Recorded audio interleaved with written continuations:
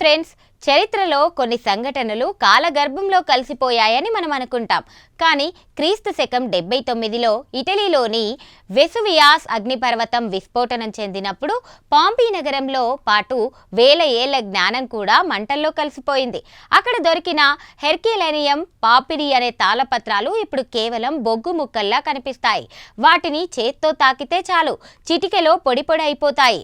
ఈ ప్రత్యేక కథనంలో కృత్రిమ మేధస్సు సాయంతో ఆ కాలిపోయిన గ్రంథాలలోని రహస్యాలను ఎలా ఛేదించారో తెలుసుకుందాం. యూనివర్సిటీ ఆఫ్ కెంటుకీకి చెందిన పరిశోధకులు ఈ అసాధారణమైన ఆవిష్కరణ చేశారు. వారు వర్చువల్ అన్రోలింగ్ అనే సాంకేతికతను ఉపయోగించి గడ్డకట్టిన బొగ్గు ముక్కలా ఉన్న ఆ తాళపత్రాలను ఎక్స్రే స్కాన్ చేశారు.